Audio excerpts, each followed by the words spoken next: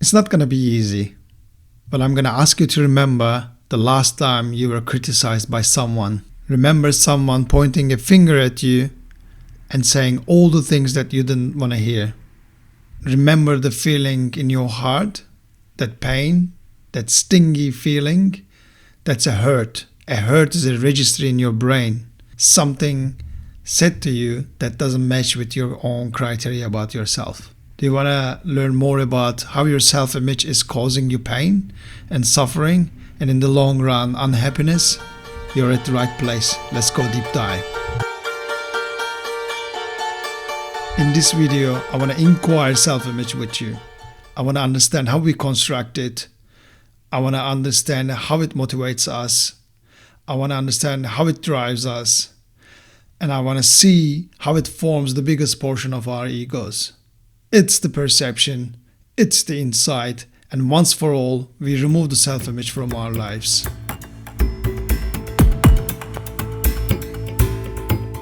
Since you were born, your brain is recording.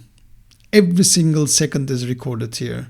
Every single hurt, every single pain, every single flattery, every single praise, it's all recorded up here.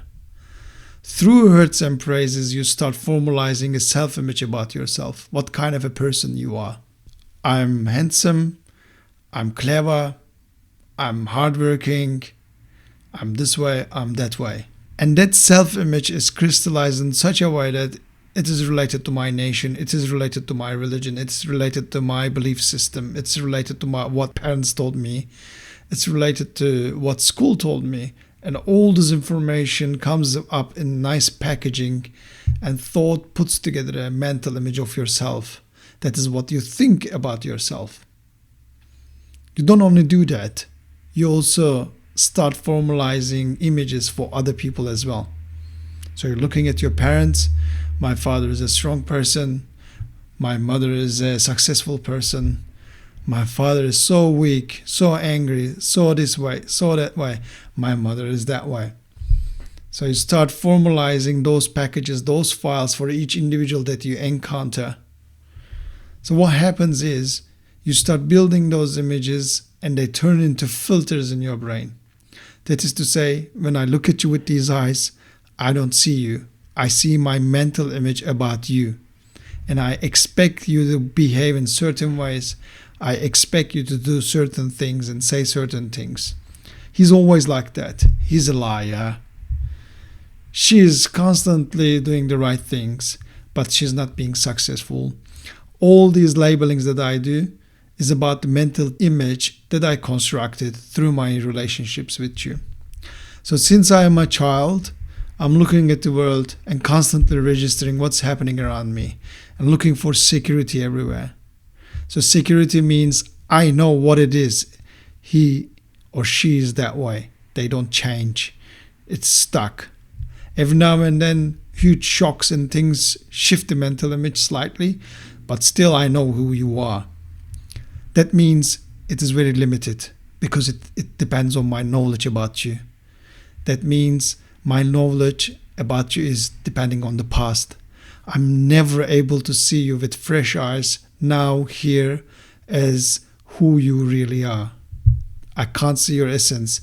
All I see is my experience and my opinions about you. Let's look at this example. I'm talking to you and imagine that you're sitting in front of me and it's reciprocal, it's a conversation. My mental image comes up, I'm this way, I'm that way. And I'm talking to you, which is your mental image. And I have two images in my brain, two filters that I'm looking at you. You're doing the same. You're looking at me with my mental image that you constructed. And you're looking at me with your own mental image about yourself. And you have two personalities, two files, two filters looking at me. So we have four entities trying to have communication. Impossible. And that is not reality. That is what thought put together, looking for security. When two people having a conversation in that way, as you can imagine, it's really messy. They are not talking to each other at all. They are not connected at all. And they are not actually seeing each other for truly who they are. And all it takes is one wrong sentence to be said to offend each other. And when there is offense, when I feel hurt, I want to hurt you back. Or I might want to run away. Doesn't matter, but I put a registry here, and there is another record of misery for the humankind. Because I'm going to live my life based on those records. I'm going to see everything that way. It is because I don't truly understand how my brain works, the mechanics of it. I don't truly understand what an image is and how we form it. But if I'm conscious enough, and if I have the intention into this and really want to discover and inquire what this image is, then I might be able to have an insight. Truly looking into it at the point, at that time, now. If we can do it now, if you can really see the mental image about yourself within you and understand how it causes all these misery, that is a perception. And that perception itself is seeing. When you see something that is dangerous, you will never do it again. So your brain will not do it again. Telling your child not to touch to a hot stove, it doesn't make sense until they go and touch it and they feel it and there's burn and they go, oh no, I'm not going to do it again. That's exactly the same. So the moment you see it, the moment you understand it, you'll never do it again. What do you need to understand is the registry. Am I able to live without having a registered memory set, without registering a hurt, without registering a flattery? So hurt is easy to understand, but when it comes to compliments and people saying good stuff about you, are you able not to register them as well? That means you're constantly fresh, you're constantly in the moment. You're not adding up to your mental image. You're not adding up to any image whatsoever. And you're not also adding up, judging others and saying this person is that way, that person is stupid. You're not labeling them. Actually, labeling them means you're putting records about that person into your own brain. You're damaging your own brain. You're putting misery into your own brain.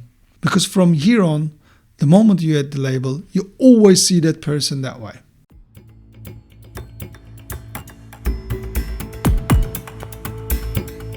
If we keep it simple, what we need to understand the mechanism, and we have the intention to practice that every day in our lives. The moment you wake up, the moment you go to bed, you need to be aware, like an eagle looking into its prey. You really need to see how your mind works, how your brain operates. You need to watch your brain. You need to watch your thoughts. You really need to see what is the motivation behind them and how it is constructing things that are not actually real. The reality is beyond thoughts. If you want to see me, you have to go beyond thoughts, without judging, without creating thoughts, without creating feelings. Just seeing it. And then you will see the true meaning of connection and unity and oneness. And then beyond that, maybe nothingness. This is all related to how our brains work, how self-images are created, and how we live our lives.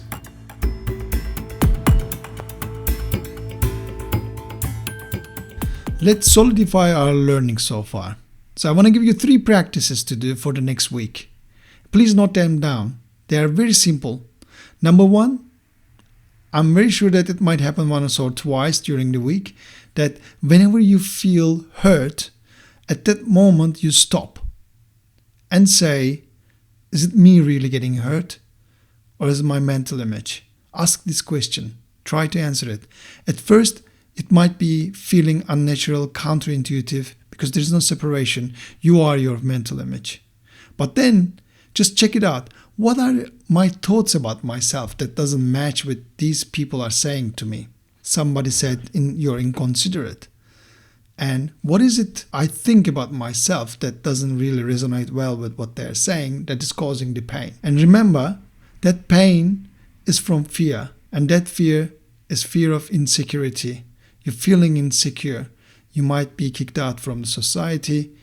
You might die, or you might get sick or harmed, or you might never have comfort again, or something sitting there that is causing you fear, and in return you're feeling hurt.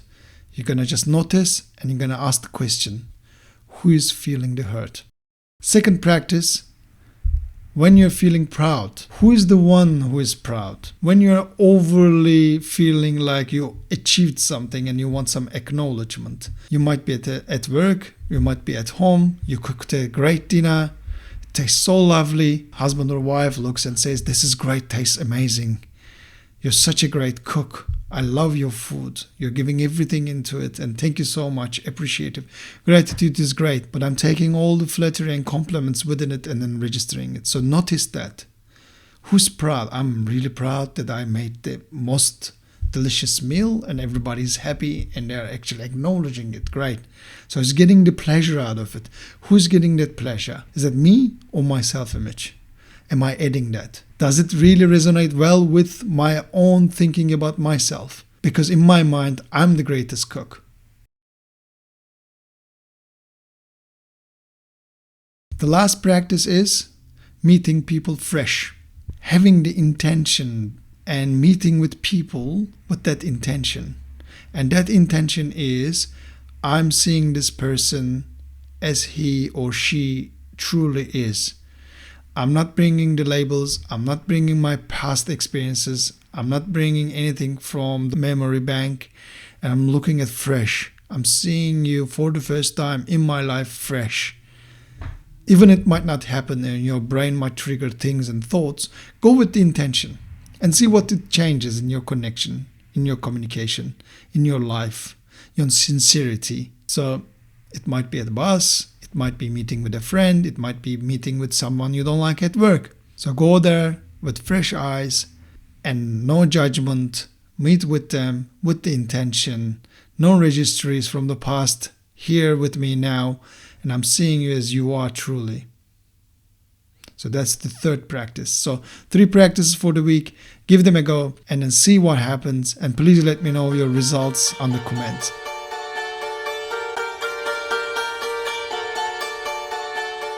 If this conversation and practices resonated with you, please hit subscribe so we can continue our transformation journey together. Please hit like and share with others. Love to see you next time.